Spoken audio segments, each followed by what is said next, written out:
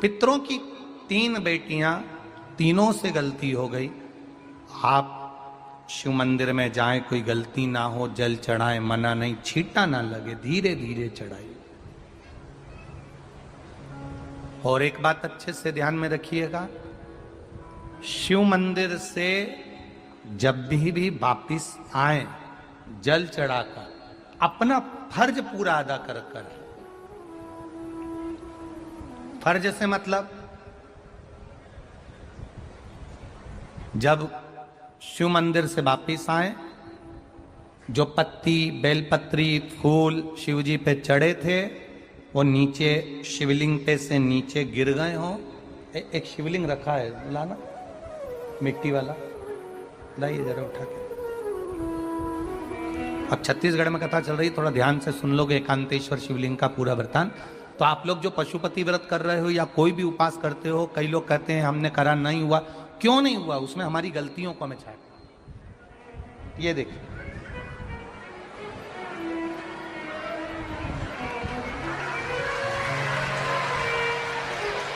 अब जैसे ये शिवलिंग रखा है, आपने जल चढ़ाया, अब जल आप यहां से चढ़ा रहे हो तो धीरे धीरे धीरे धीरे चढ़ाएं, जिससे छींटे बाहर ना, यहां तक छींटे रहे ना, जलाधारी तक चलेगा, बाहर ना गिरे।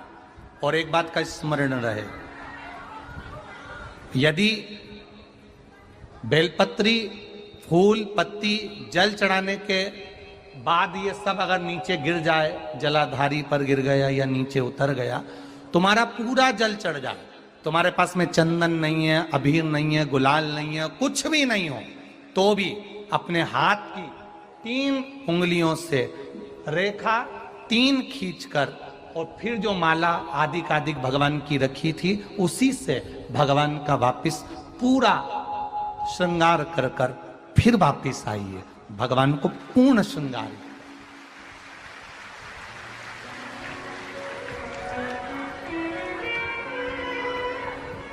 भगवान का पूर्ण श्रृंगार कर कर आइए। कई लोग जल चढ़ाने के बाद में भगवान का जो फूल पत्ती नीचे रखी रहती है, आप, हम ये नहीं कह रहे कि आप अपने घर से लेकर जाओ, आपके पास में कुछ नहीं, 1 लोटा जल चढ़ाओ, जल चढ़ाया, जो फूल पत्ती नीचे रखी हुई है उसी को उठाकर उसको रखकर उसी फूल से भगवान का खूब सुंदर श्रृंगार भगवान का कर कर फिर आइए।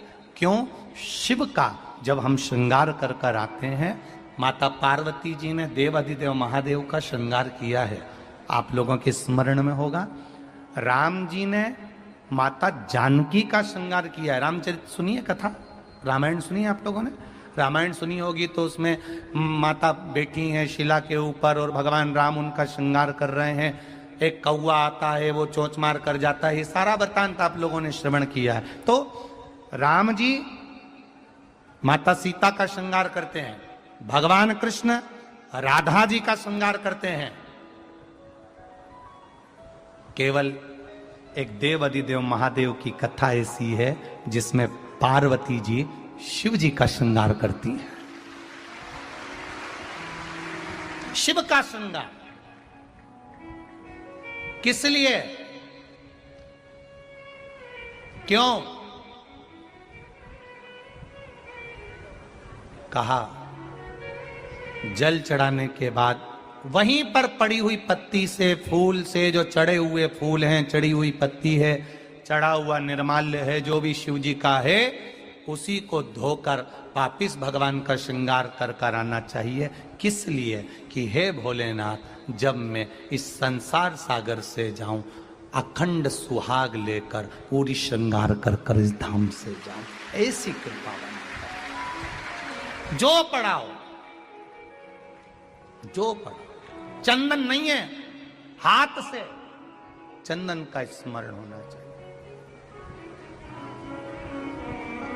नहीं है हमारे पास लगाने को रोली, मौली, चंदन, जो भी आपके पास में, अबीर, गुलाल नहीं, अपने मन का गुलाल लगाइए, अपने मन का हृदय से दिल से रिझाने का प्रयास। ले जा बाबू, ले जा, दिल से चढ़ाइए। और जब भाव से, दिल से आप आनंद के साथ देवाधिदेव महादेव का आप पूजन करो, उसमें गलती ना हो। गलती। हम शंकर जी को जल कहां बैठ के चढ़ाते हैं?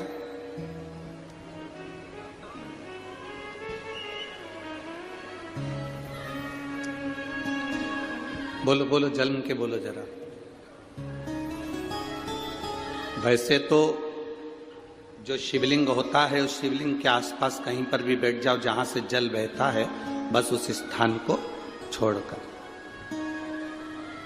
पर विशेष जल चढ़ाने का स्थान कहां से बताया गया? उत्तर की ओर मुख कर। हमें दक्षिण में बैठना है, उत्तर में मुख करना। उत्तर की ओर भगवान शंकर की जलाधारी, जलाधारी से मतलब है जो शिव जी का चढ़ा हुआ पानी जो बहता है वो उत्तर की ओर जाता है। तो हम कहां बैठते हैं? बोलो बोलो जम के, दक्षिण की ओर। मान लो शिव जी का पानी इधर जा रहा है तो तुम्हें इधर बैठना, शिव जी का पानी इधर जा रहा है तो तुम्हें इधर बैठना। वैसे तो शंकर के शिवलिंग के आसपास कहीं पर भी बैठकर पूजन कर सकते हो, पर विशेष कोई कामना होती है, विशेष कोई मनोकामना है और आपका दुख जब कटता नहीं है, आप हार जाते हो, तब उस समय पर दक्षिण में बैठकर जहां उत्तर की ओर मुख कर कर भगवान देवाधिदेव महादेव को जल समर्पित किया जाता है। उत्तर दिशा में ऐसा क्या है कि शंकर जी का जल उत्तर की ओर जाता है? ये उत्तर और दक्षिण, ये दो दिशा तो हमारे यहाँ बड़ी विचित्र मानी जाती है। हमारे यहाँ सबसे अच्छी दिशा, कोई मकान भी लेता है तो कहता है पूरा पश्चिम का मकान होना चाहिए। कोई मकान ले, पूर्व का मकान हो, पश्चिम का मकान हो। कोई दुकान ले तो कहते हैं पूरा पश्चिम का मकान दुकान हो। पर मेरा वो घरदानी तो उत्तर दक्षिण का आनंद लेता, उत्तर दक्षिण। ऐसा दक्षिण दिशा में ऐसा क्या है कि शंकर जी का चढ़ा हुआ जल दक्षिण में ही जाता है? यहां तक शिव महापुराण की कथा कहती है, मान लो आपके घर में छोटा सा शिवलिंग है, आपके घर में छोटा सा शिवलिंग है, उस शिवलिंग को आपने थाली में रख लिया। थाली में रखने के बाद में गूंज रहा है आवाज, थाली में रखने के बाद उस थाली में शिवलिंग को रख लिया, आपने उसको स्नान कराया। थाली में भी अगर शिवलिंग रख रहे हो तो उस शिवलिंग का जो दिशा है वो उत्तर की होना चाहिए। भले आप मंदिर में पूरा पश्चिम में बैठे हो, आपके घर का मंदिर तो पूरा पश्चिम में ही होगा। आपके घर का मंदिर कहाँ होगा? पूरा पश्चिम में। पर शिवलिंग की दिशा कहाँ रखना है? उसकी जलाधारी की दिशा कहाँ रखना है? जम के बोलो जरा, उत्तर में।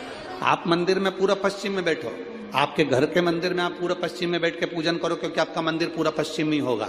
ऐसा कोई घर नहीं जिसके घर के अंदर मंदिर पूरा पश्चिम में नहीं है।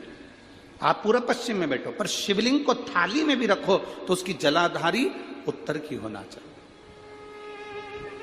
आपने अगर स्नान कराया है, शंकर भगवान के शिवलिंग का जल जो आप लेकर जा रहे हो विसर्जन करने के लिए, शिवलिंग का चढ़ा हुआ पानी जो भगवान को हम घर में स्नान कराते हैं, भगवान को घर में नहलाते हैं, स्नान का जो जल होता है उसको हम ले जाकर जब वृक्ष में डालते हैं, उस समय पर शंकर का घर में चढ़ा हुआ जल जब हम ले जाकर उसको डालते हैं वृक्ष में, अगर आपका ध्यान उत्तर की ओर है, आपका मुख उत्तर की ओर है, भले आप जल डाल रहे हैं पर मुख यदि आपका उत्तर की ओर है तो आपकी मनोकामना पूर्ण होती ही है, ये निश्चित है।